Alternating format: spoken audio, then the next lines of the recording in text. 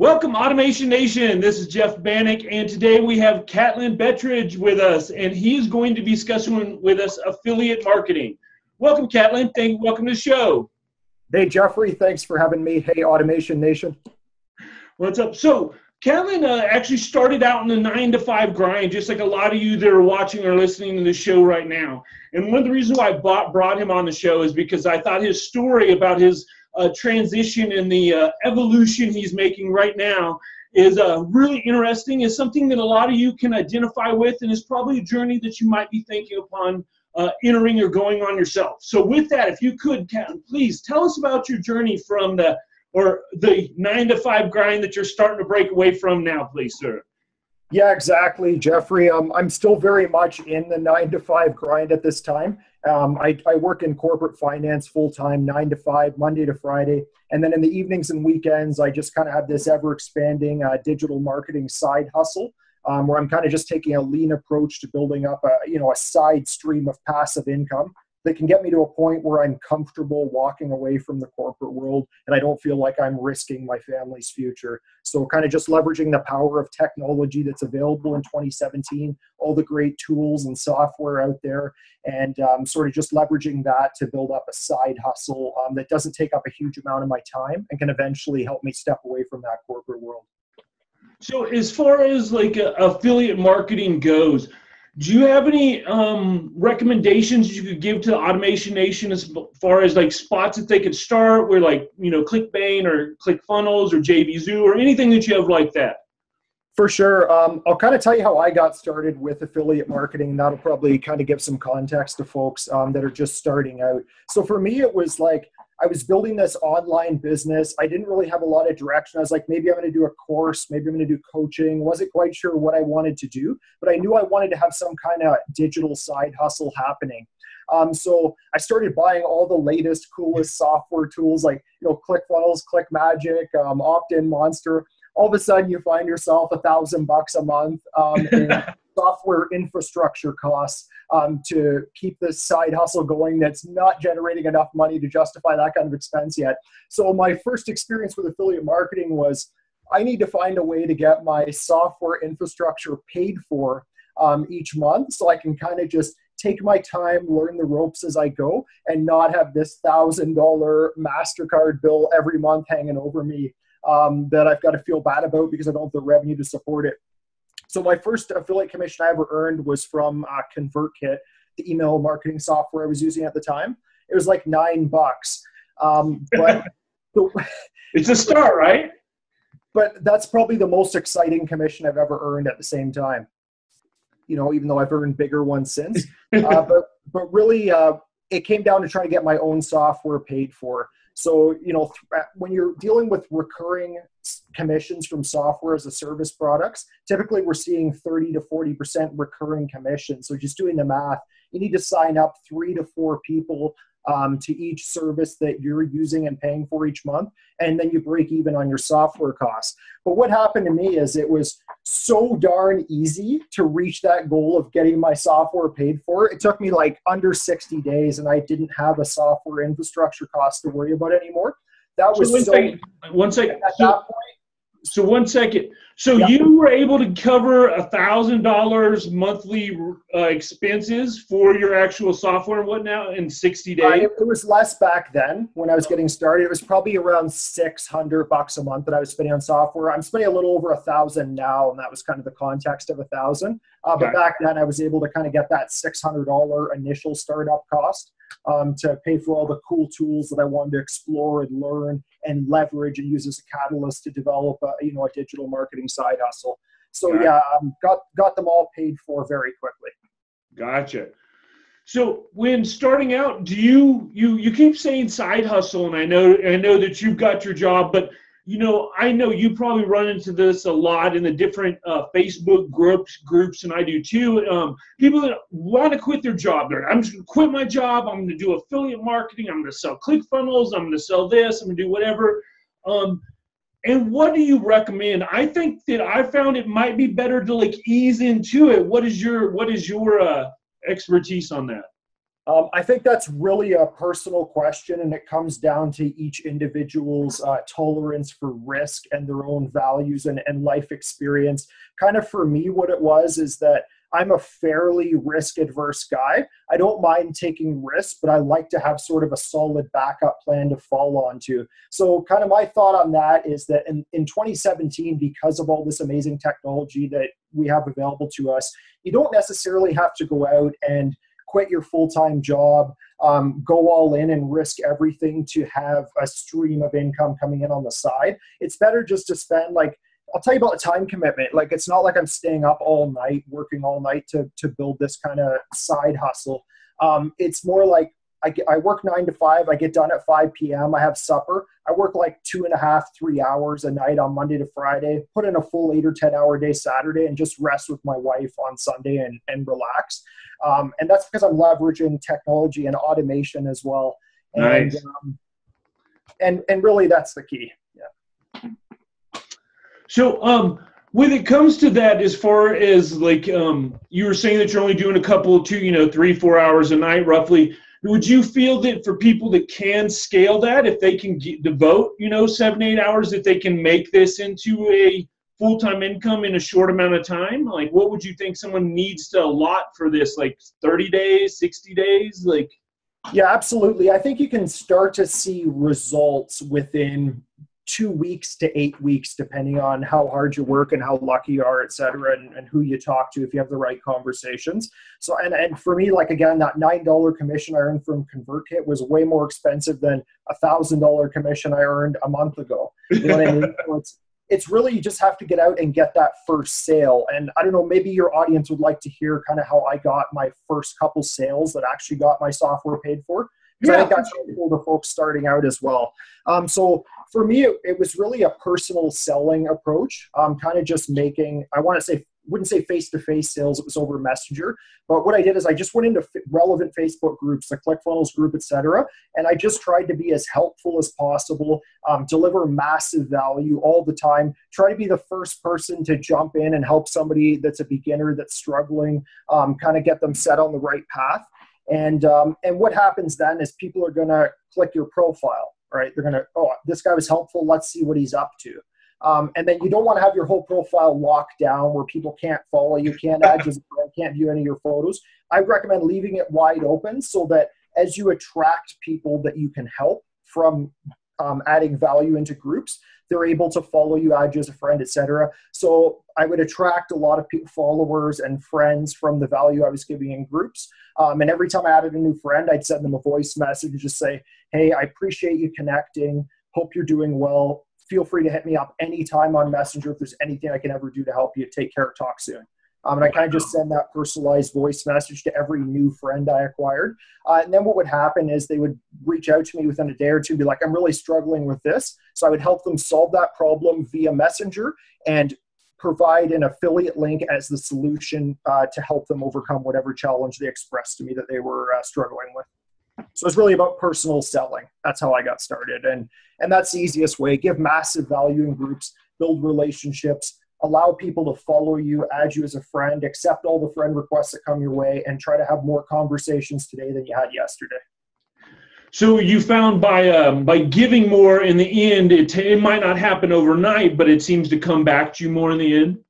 Exactly. And not even in the beginning phase, Jeffrey, but how I've approached my entire affiliate journey has always been about just trying to add value to people's lives and really try to impact their business in a positive way without expecting anything in return. And I found what happens in 99% of cases is the affiliate commissions just sort of naturally happen as a side effect of that value I gave. I don't have to go set out on the journey to earn commissions.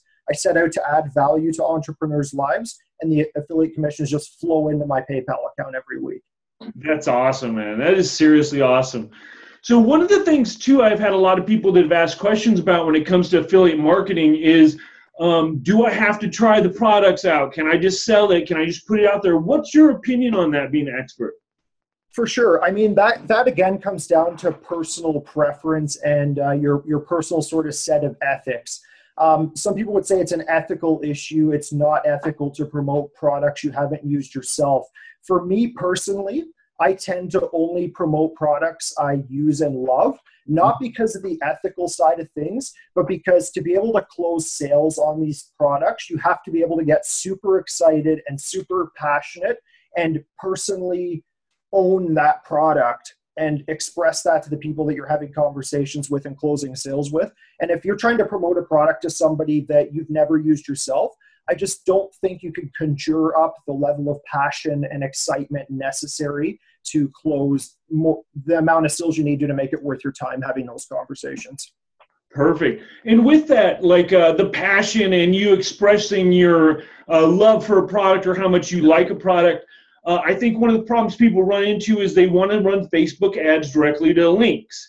And of course, we want to recommend like an affiliate bridge page. Is that would be something that can you explain to the audience out there how they could use something like that to help themselves? Yeah, that's a great and important question.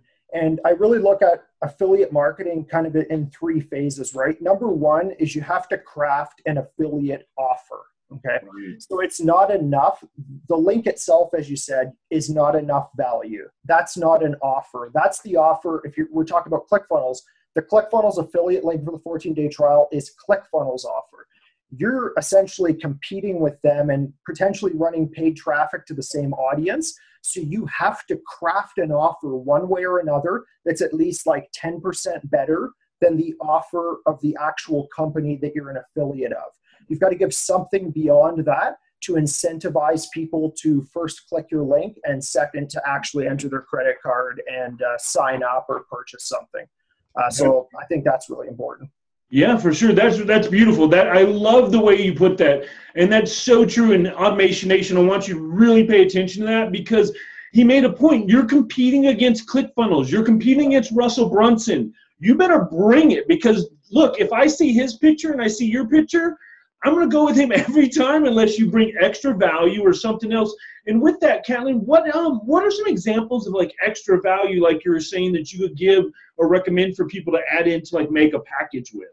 For sure. So I would definitely recommend that you create, I like to call it a bonus stack around your offer. So just one or more cool bonuses that you create or purchase from another affiliate white label rights to. One of my bonuses is a course that I acquired white label rights to. So you don't even necessarily have to create your own bonuses or get overwhelmed about, well, I don't have any bonuses.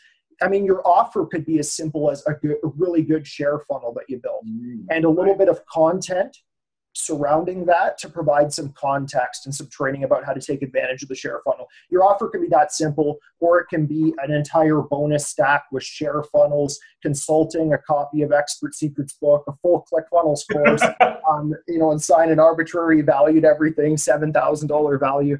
I mean, so a bonus stack, I think, is a really good idea. And don't get overwhelmed. There's ways to come up with bonuses. It can just be one bonus. If you only have a share funnel that's a basic email opt-in funnel to give away, make that your bonus stack to start and get it out there. And then slowly take an iterative approach to improving it over time. It's not like you have to have the perfect offer crafted in the beginning. It's better just to launch something and then kind of improve it slowly over time and add to it as you have more bonus content to provide. Oh, that's awesome information. And I really like that point you made about getting started. I think you'll agree that you'll find too much people are trying to perfect their bonus, perfect their offer, make this a little prettier. And sometimes they never get launched because of that. And with that being said, what would you say is the number one problem you find, or you have people that come to you when they're starting affiliate marketing? Like is it just getting going? Is it finding the platform? What do you think? What is the number one problem you find? I think first I should finish the prior thought, or I'm going to get lost, because we talked about the 3-step system. Number one was crafting your offer. I just want to tell you the other 2 steps, then we'll revisit your question.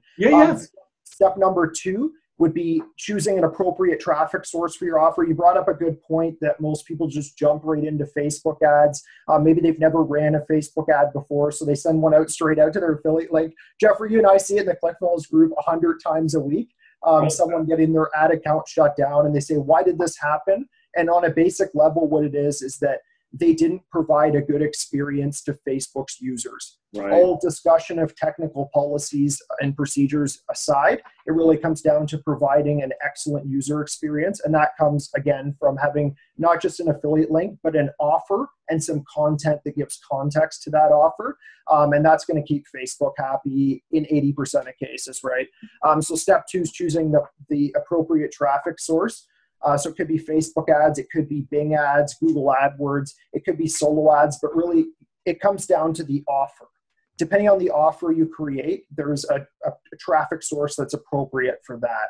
If you're sending offer to a bonus stack, I'd recommend Google AdWords because people are out there searching for ClickFunnels. They're ready to sign up. And then they're going to say, oh, well, here in spot number 1, there's a link to ClickFunnels directly. Or in spot number 2, there's Jeffrey's bonus stack. I'm going to sign up anyways. I might as well grab the bonuses. And that's where you're out competing the actual company that you're an affiliate for. So it's easy to do that on AdWords.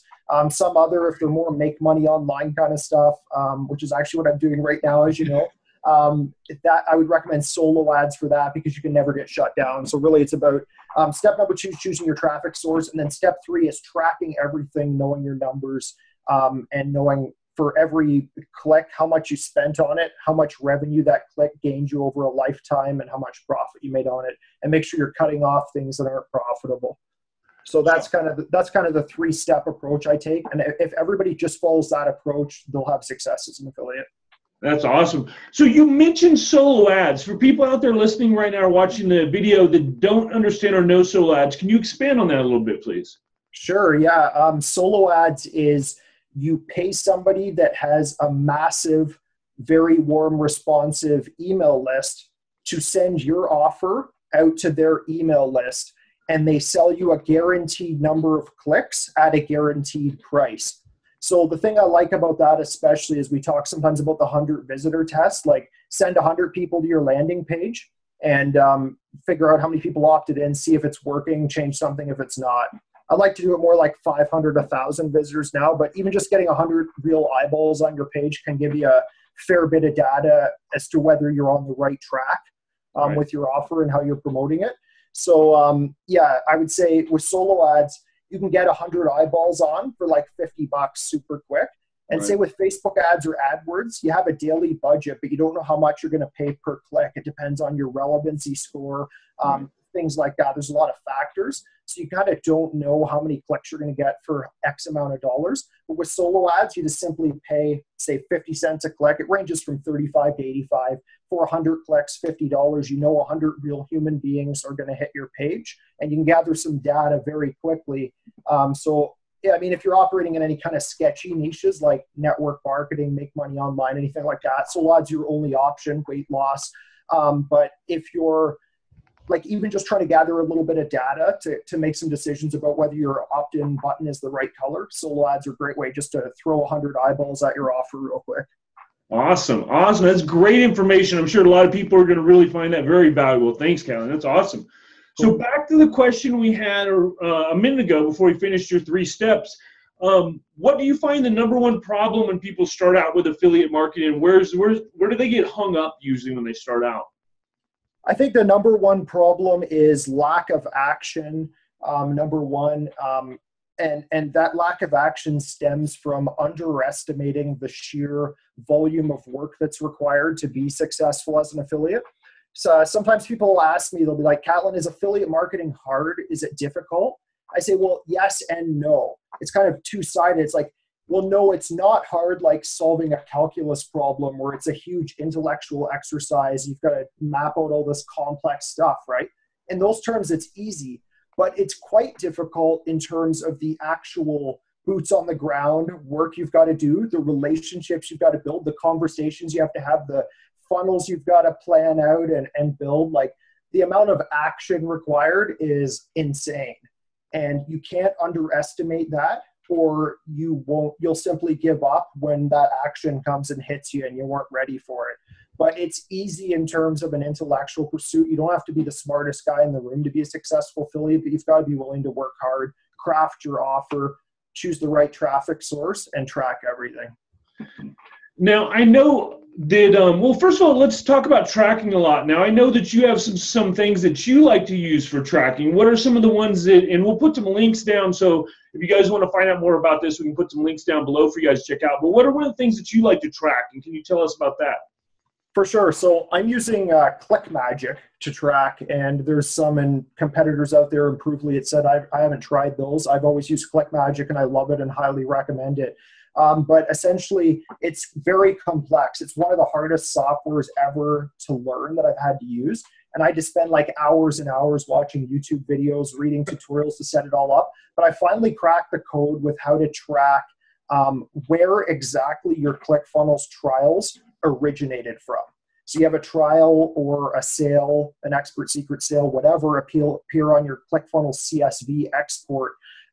You have the two sub IDs, but if you're sending a whole bunch of traffic sources to the same bridge page, all you know is that that click came from the bridge page, but you don't know the traffic source and ultimately the click that it originated from and how much you paid for that. So I've got my ClickMagick game pretty tight now, and I've got it to the point where I know exactly like for a trial, I know which solo ad provider I bought that off of on which day, and how much I paid for that click, and how much revenue I've earned to date off that click. And then I have ClickMagick dynamically display my return on investment on that particular solo ad spend, even if it was months ago. So I think that, and again, like you mentioned in the beginning, that I come from a corporate finance background. So I kind of take an analytical and sort of numbers-based real business approach to it, because I don't like throwing away money. And if you're tracking everything, you're going to have a lot less wasted dollars. Your first $500,000, you're going to spend it on testing with paid traffic, I think. I think you and I would agree on that. But beyond that, there's no need to waste money once you have some data. And if you're tracking everything in ClickMagick, you don't have to waste money. Awesome. So you said it's a little bit like difficult learning edge. If someone goes to your link down below, would they be able to talk to you about that and like get some information from you directly if they wanted? Yeah, so what I got going on right now on my ClickMagick affiliate link is anybody that signs up for a trial, I'm going to send them over to a training video. I call it a master class. That's maybe an overstatement. It's a pretty cool training video.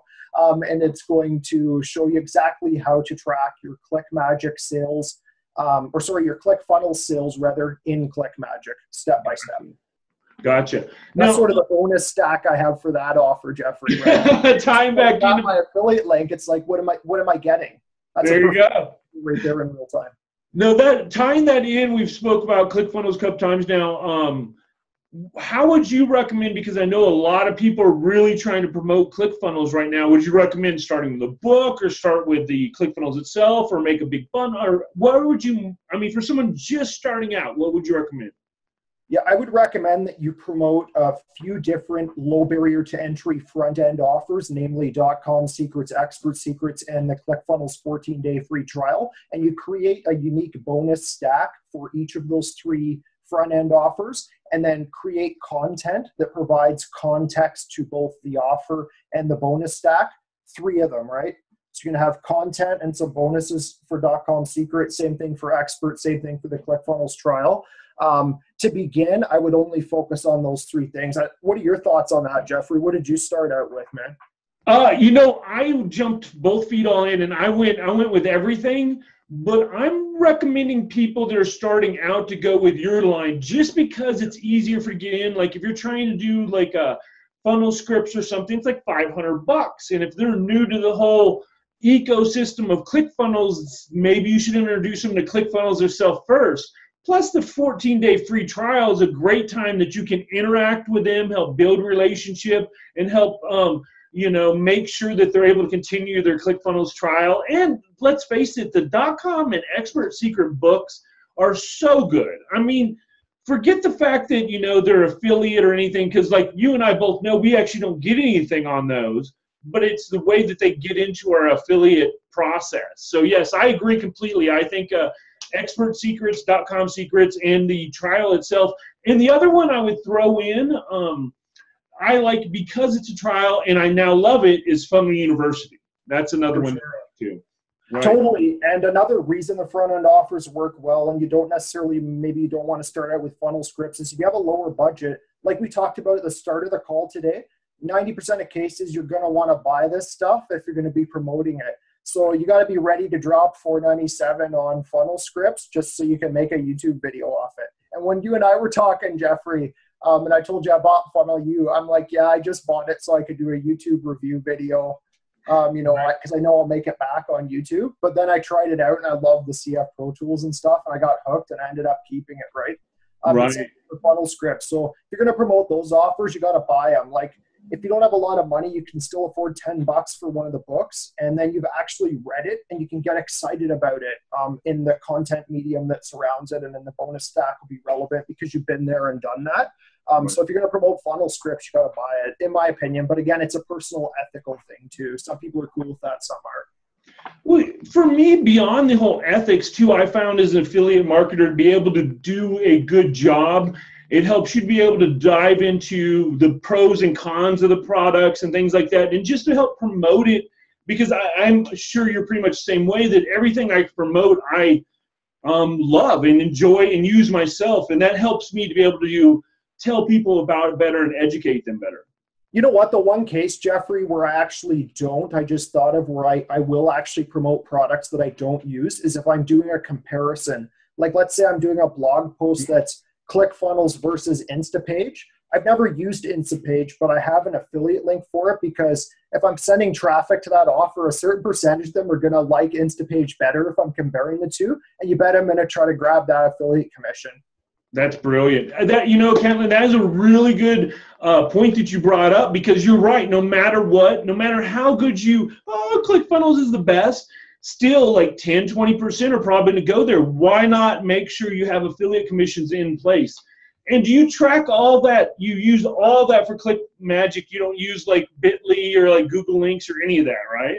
No, ClickMagick can replace it all, but I've really only got my ClickMagick game tight like 3 weeks ago. So now I'm sending like thousands of clicks to all my offers, just not even to make money on the front end, but just so I can build up a healthy data set, because I regret not doing this stuff from the beginning and not building that data. So I'm paying real money for it now, and it's worth it to me. And from now on, everything gets tracked in ClickMagick. I feel you can't succeed.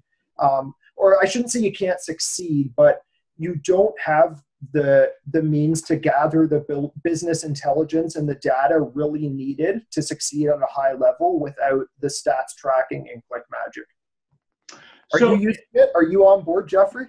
I am looking into ClickMagick as we speak right now. I have not actually jumped on the ClickMagick train, but I'm looking into being able to track my links better than I have now, for sure. Hopefully I sold it to you on the call today pretty much, and then I'll jump on and give you some help, get you started. That's the bonus stack I'll give you. There we go. There we go. See, this guy's like a salesman. He's always closing. I love it. That's awesome. So do you have any special links that you'd like to tell them maybe about if they want to get in touch with you personally or anything like that, Catlin? Yeah, thank you. I think I'll just send folks over to www.catlinbettridge.com. That sort of serves as like a main hub website that's got links out to all my different funnels and kind of everything I got going on. Or you can connect with me on Facebook, Catlin Bettridge. If you add me as a friend, I'll accept it and I'll send you a cool voice message likely. That's awesome, brother. That is awesome. And before we wrap up tonight, do you have one super good tip that you could give to my Automation Nation to help them with automating their life when it comes to affiliate marketing or marketing in general? Yeah, I'd really say just think about that 3-step process a little bit that I mentioned earlier in the video, and just make sure that you're following that and tracking everything in ClickMagick, and you're good to go. That's awesome, man. Well, I really appreciate your time, Catlin, and I know that the Automation Nation is going to love the value bombs you've been dropping, and I know that you're going to help take their affiliate marketing journey from just beginning to the superstar. So thank you again for this time, and with that, Automation Nation, we are out of here.